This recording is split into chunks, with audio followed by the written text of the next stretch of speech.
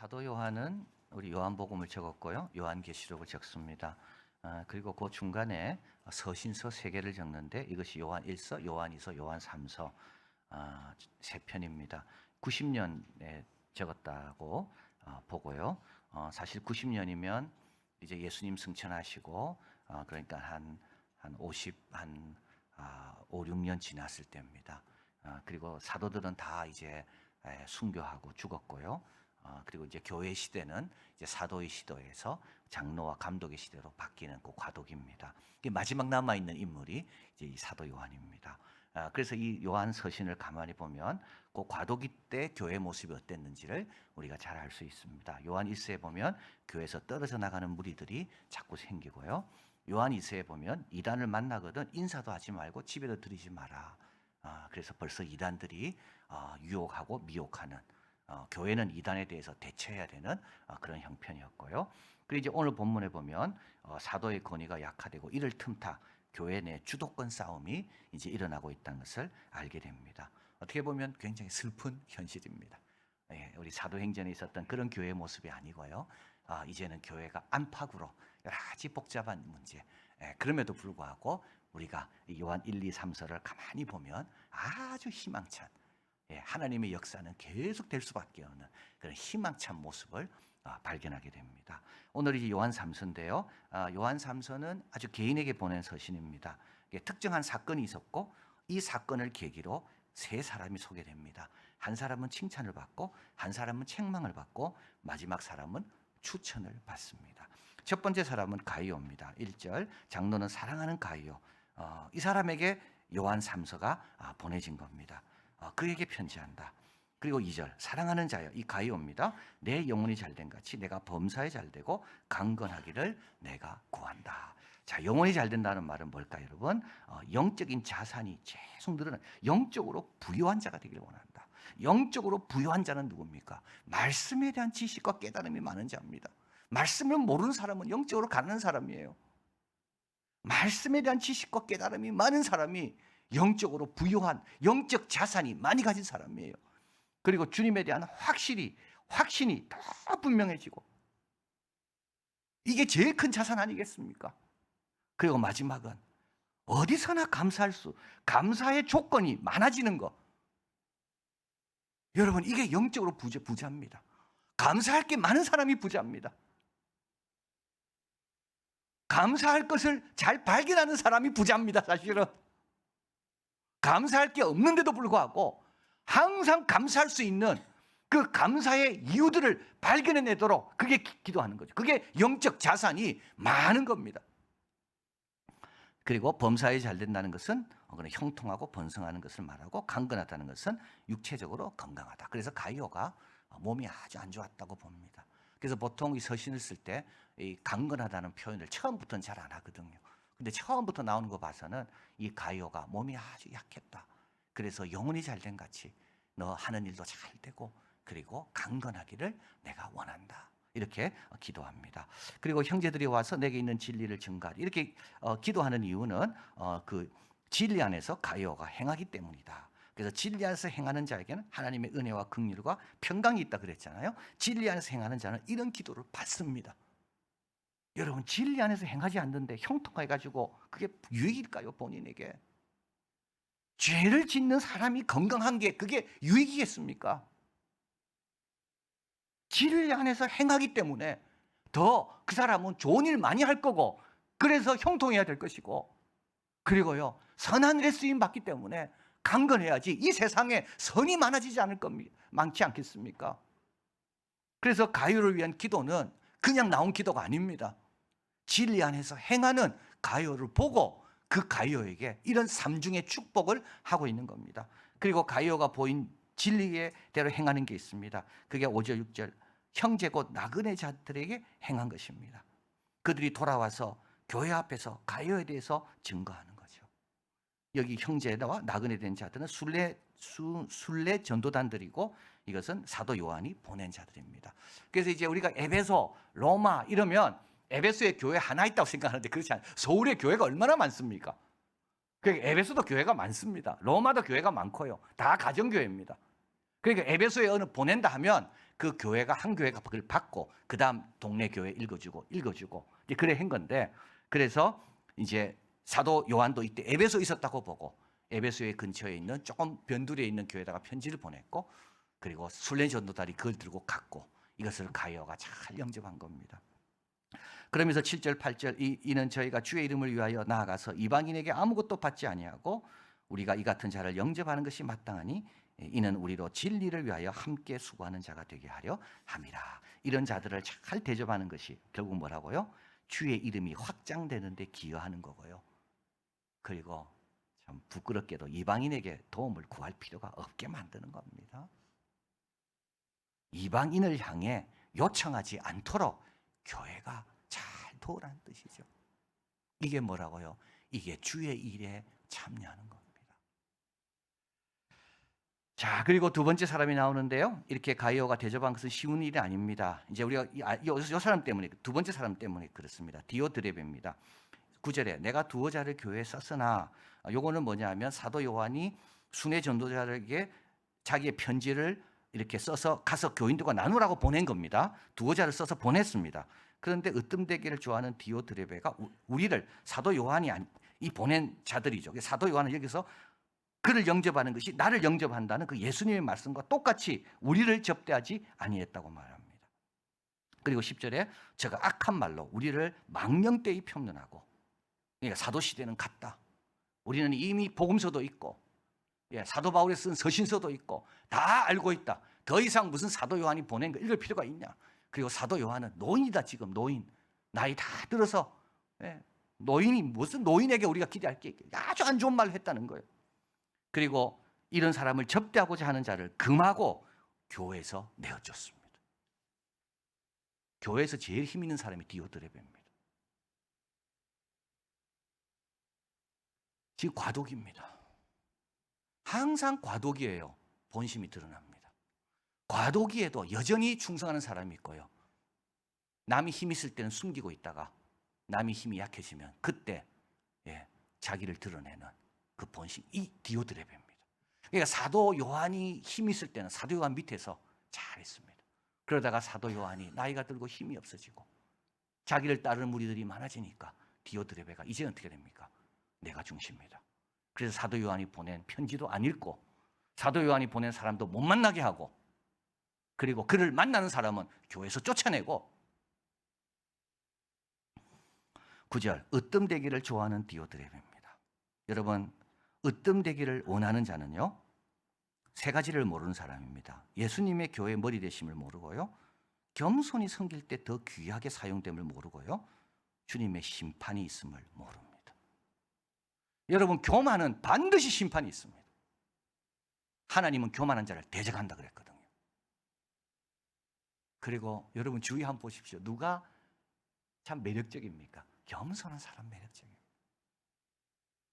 겸손한 사람. 그리고 이 교회의 주인은 우리 예수님이십니다. 우리 모두 그분 밑에 다 귀를 기울여 순복해야 되는 우리는 종이고 우리는 그분의 일꾼일 뿐입니다. 디오드레베는 교만합니다. 무례합니다. 교회의 주도권을 장악하고 싶어합니다. 사도 요한은 말합니다. 내가 가면 그 행한 일을 잊지 아니하리라.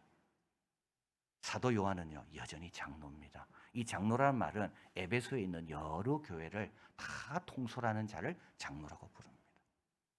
그리고 여러분, 5년 뒤에 하나님께서 계시록을 쓰게 하잖아요. 지난 23일 사적 군사 회사죠. Private Military Company, 바그너 그룹인데요. 반란을 일으켜 모스크바 200km까지 갔다가 36시간 만에 철수했습니다. 이 바그너 용병 그룹의 두목은 프리고진입니다. 프리고진은 시리아, 사하라 이남 그런 아프리카의 그런 열세적인 국가에서 독재자들을 돕는 데 역할을 한 사람입니다. 우크라이나 전쟁에서도 다 민간인이 간 것처럼, 러시아 군인이 참여하는 것처럼 그런 모든 나쁜 일에 앞장선 사람이 이 프리고진이에요. 우크라이나 전쟁에서 이 사람의 실체가 드러났고요.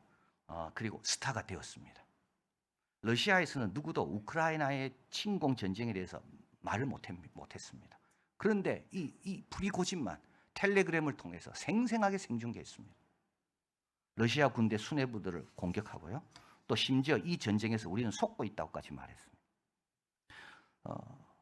피오나 힐이라는 정치학자가 이 푸틴이 왜 저런 프리고진을 옆에 둘까? 이 연구를 했어요. 여러분, 터프가이 옆에 있으면 자기가 터프하게 보인대요. 그래서 푸틴은 내가 얼마나 힘이 있는지를 보여주기 위해서 의식적으로 이런 깡패 같은 프리고진을 옆에 뒀다는 겁니다. 근데 그 여성학자가 이야기합니다. 모르는 게 있대요. 자기를 옆에 둔 그 터프가이는 푸틴이 얼마나 약한지를 안다는 겁니다. 프리고진은 잡범이었습니다. 잡범. 스키 선수가 되고 싶었지만 사고를 당해서 그만두고 18세에 도둑질을 합니다. 그래서 2년 보호관찰 대상이 되고 이 기간 중 19세 때 아파트에 몰래 들어가서 훔쳐온 게 뭔지 아십니까, 여러분? 접시, 냅킨 폴더, 와인 글라스 6개입니다. 잡범이에요, 잡범. 근데요, 여러분, 잡범을 무시하면 안 됩니다. 잡범이 점점 대범해집니다. 나중에는요, 남자를 유인해서 돈을 뺐습니다. 그 다음에는요, 여성을 넘어뜨려 여성의 붓지를 베끼고 목걸이, 귀걸이 탈취하고 이래 체포돼서 13년형을 받습니다. 여러분, 처음이 작은 것 같아도요, 처음을 잘 점검하지 않으면 디오드레베처럼 되는 거예요. 디오드레베도 처음부터는 안 그랬습니다. 항상 아버지의 기쁨을 생각해야 됩니다. 주님 앞에 좀 정직하게 자기를 살펴야 됩니다. 예수님을 닮아가려고 해야 됩니다. 자, 사도 요한은 11절에 이야기합니다. 사랑하는 자여, 악한 자, 이거 디오드레베 같은 사람 본받지 마라. 그리고 선한 사람 본받아라. 선을 행하는 자는 하나님께 속하고 악을 행하는 자는 하나님을 뵙지 못한다. 디오드레베가 아무리 교회에 서서 설교해도 하나님과 상관없어요. 디오드레베가 아무리 기도해도 하나님과 상관없어요. 악한 자는 하나님을 배우지 못한다. 그러나 선한 것을 본받아라.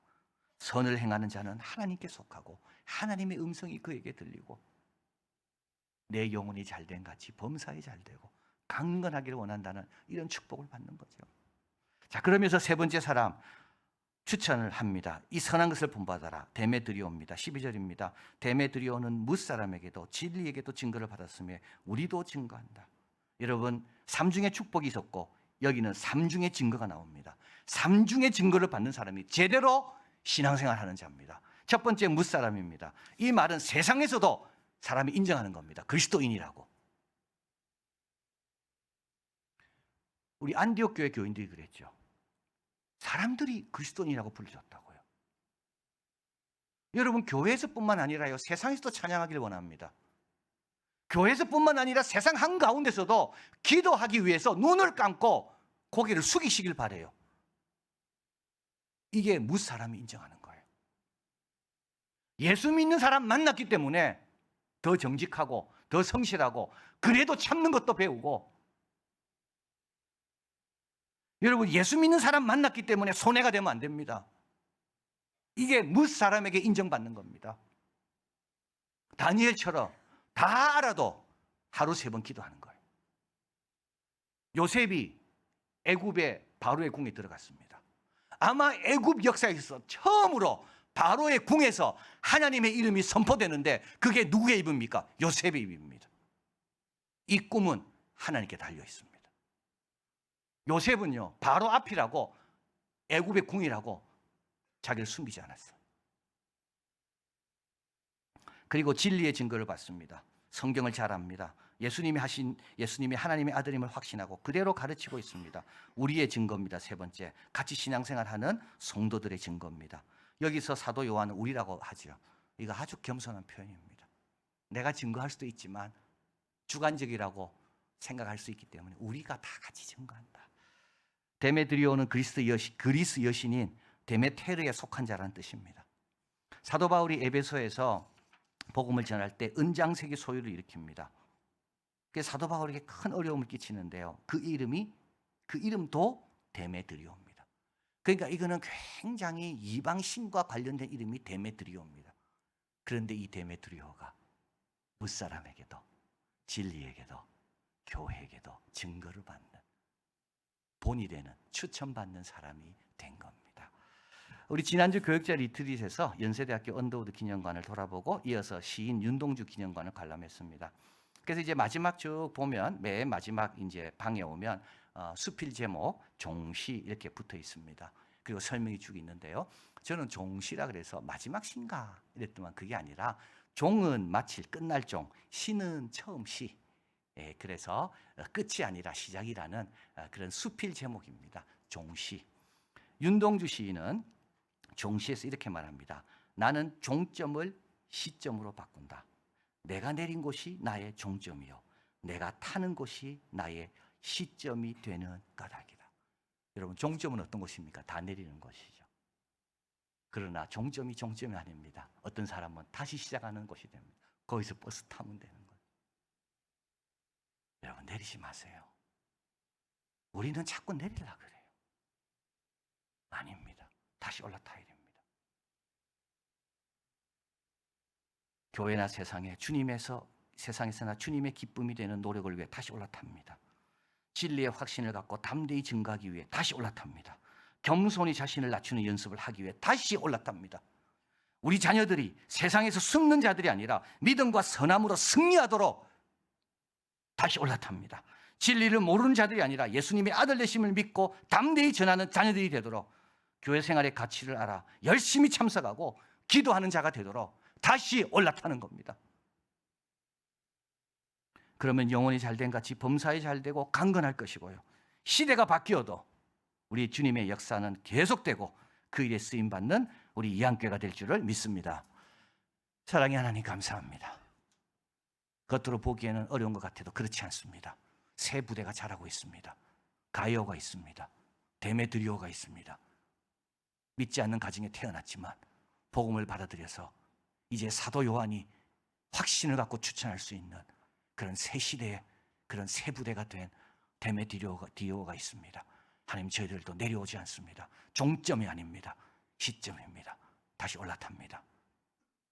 무사람에게도 교회에도 진리에게도 증거받는 사람들이 우리가 되고 그렇게 되도록, 교회의 머리는 예수님이시고 낮고 자기를 비울 때 제일 아름답고, 그래서 우리 이한교회도 우리 성도들 한 명 한 명 모두가 주님 앞에 올 때마다 주님 만나고 주의 음성 듣고, 그리고 영혼이 잘된 같이 범사에 잘되고 강건한 그런 축복받는 우리들 되게 하여 주시옵소서. 예수 그리스도 이름으로 기도하옵나이다. 아멘.